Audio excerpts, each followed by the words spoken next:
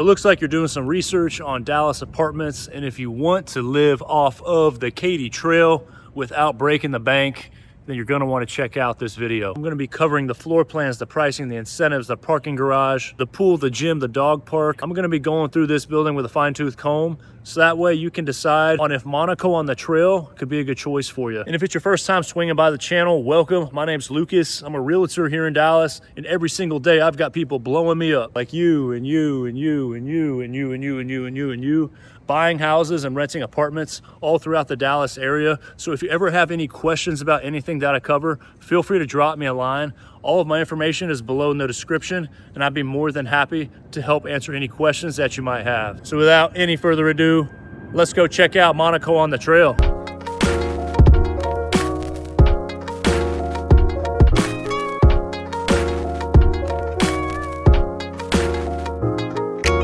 Monaco on the Trail was built in 2013, and as of today, it is one of the most affordable buildings that has direct access to the Katy Trail. It also sits right next to our friends over at the park at Katy Trail, which also might be a good fit as long as you've got deeper pockets. But you've got to be careful when you're applying to buildings directly off of the trail, because the majority of the affordable ones were built in the 90s. They have pest control problems and smell kind of funky on the inside, which is not the case for Monaco, as you've got 6 floors, 192 units consisting of 1 bedrooms, 2 bedrooms, and studios. You've got the gym, pool, and lounge on the 2nd floor, a dog run down on the 1st floor, underground parking, and we are going to cover all of it. At the time of this recording, this building is managed by ZRS, as they're a respected management company here in the city. They manage tons of properties all throughout the country, and I work with a lot of these buildings in the Metroplex. And as we're walking through the office, you'll notice that there is no 24/7 concierge or valet parking, as this is more of a high-rise feature. Again, people are choosing this building because they want to be off of the trail and they want something that is affordable and managed well. If these types of features are part of your criteria, if these are deal breakers for you, then you're most likely going to have to either change your location, get a smaller square footage size, or increase your budget. And as you just saw the whip, we're scanning through the guest parking area, as guests will park on the 1st floor of the garage. You scan the QR code, type in your information, and you're good to go. Resident parking will be 2 levels underground, and I noticed pretty long runways down here. I think there's roughly 150 spots per level, so you should have plenty of parking, along with EV chargers. I counted a couple of these charging pods, so you should have your bases covered if you're rocking with EV. Another cool thing about the parking garage is that there is a gate on the 1st level that leads you directly to the trail. And I thought this was kind of cool, especially if you're getting back from Pilates and you still want to get in your hot girl walk. Maybe you're feeling adventurous. This is something that you'll be able to take advantage of. Moving over to the floor plans, I got a couple options we're going to show you. First being the studio, and this one is on the 2nd floor, so you'll get the black concrete floors. No carpet, which is pretty sweet, especially if you've got pets. The black concrete floors will be standard for all units on the 1st and 2nd floor only. On floors 3 through 6, it'll be a little bit different, of which I'll show you later in the video. But as far as the studio, it's pretty simple, nothing over the top. I like that you get exposure to the trail and the pool. The main closet will be in the bathroom. You've got a smaller nook / desk in the kitchen area, along with a shower tub combo.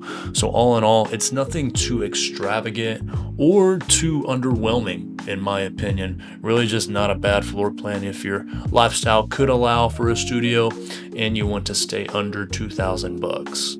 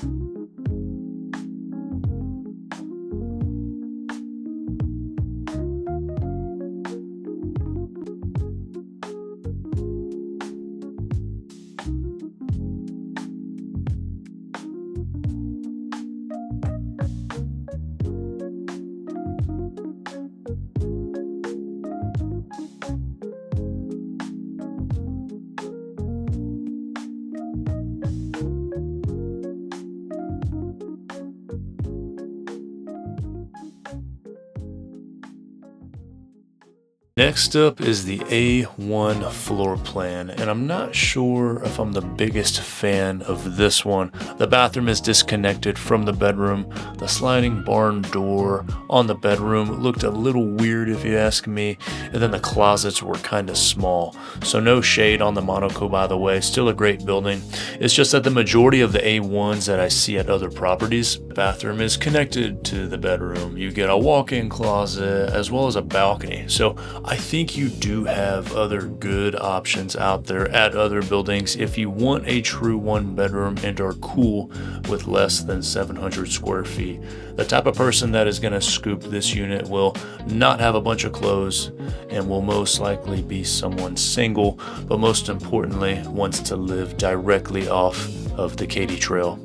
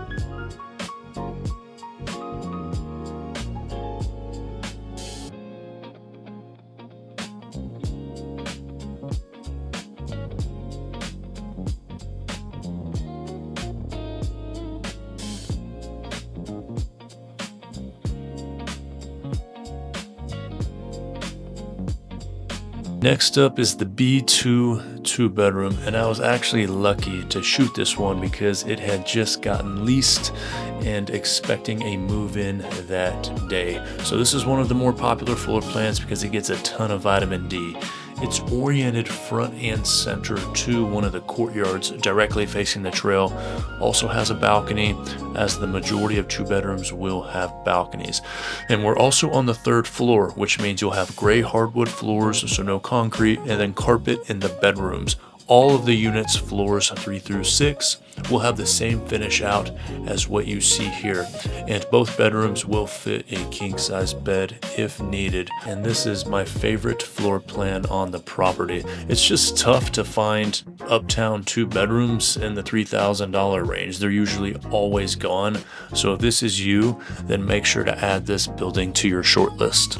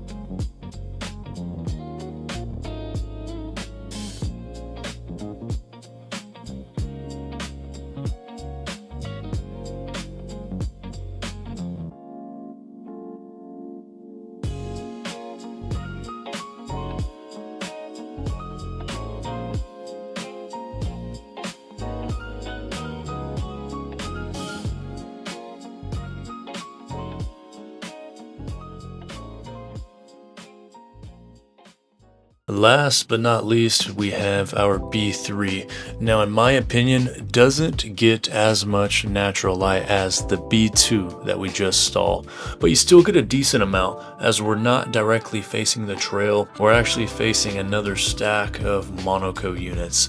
The kitchen and living room area is a little more open, which I liked. Plus you get dual entry points to the balcony along with walk-in closets. So pretty comparable to the B2 that we just saw. But again, I do a lot of high rises that have big windows and I love natural light. And if I had to pick between the B2 or the B3, I would be rolling with the B2 for that reason.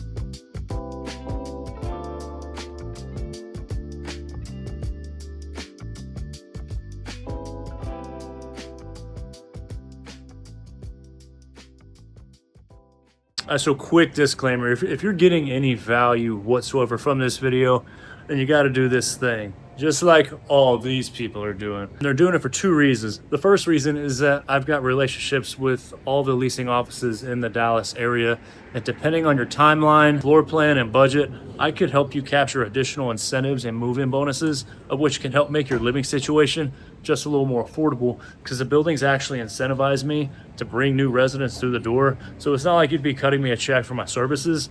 That's being taken care of by the building. So it's absolutely no sweat off your back to go ahead and reach out. And the second reason people are reaching out, which I think is more important, is that they want the dirt. They want the tea on any building that they're researching or touring, because believe it or not, there is no perfect apartment building, even if you have a $10,000 budget. And because I live, eat, and breathe Dallas high-rises apartment buildings, doing 20 to 50 in-person tours a week, over time, I kind of get an inside look over some of the stuff that the building probably doesn't want you to notice, while also being able to give my clients the reasons people choose against some of these buildings, so that way you can have peace of mind with the decision that you're going to have to live with for the next 12 months. And if you do decide to reach out, I promise that I will do absolutely the best that I can for you. Then moving over to the gym, it's pretty standard. I don't even see a Smith machine, but I do see a couple Pelotons treadmills, and the dumbbells went up to about 45. I believe, which this is just what you're gonna see at any mid-rise in the city. So if you're a serious gym person, then maybe you want to look into either a high-rise, as those gyms will have more bells and whistles, or just get a gym membership, because people are not picking Monaco because of the gym. They are picking it because we are directly off the trail. So make sure to keep that in mind.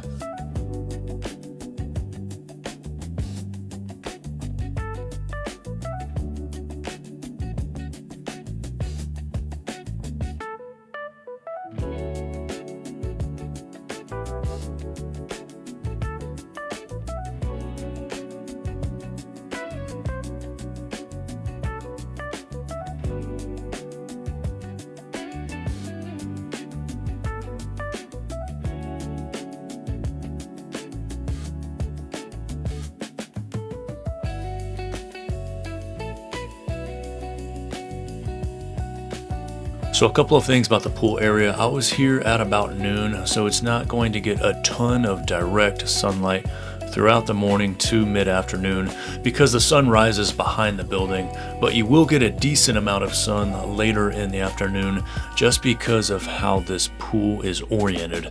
So a lot of y'all call me that want to have unobstructed sun while sitting out by the pool. So keep this in mind if you're considering Monaco on the trail.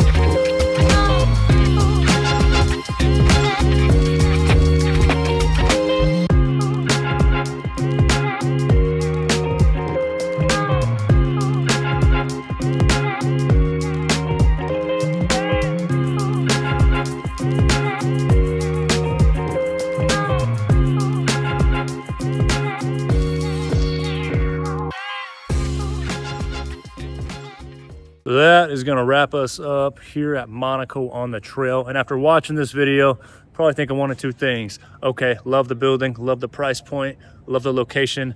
I think I'm ready to apply. If that's the case, feel free to shoot me a text so that way I can get you in touch with the right people, as well as helping you secure the best promo. And the second thing you might be thinking is, okay, love the area, not sure if I'm the biggest fan of the building. Maybe you're willing to pay more for something newer. And if that's the case, feel free to check out this playlist, because I've made a vlog tour just like this one over some of the most popular Dallas apartment buildings, which could be helpful if you're doing some more research. With that, y'all stay safe, y'all stay out of trouble, and we'll catch you in the next video. Y'all be good.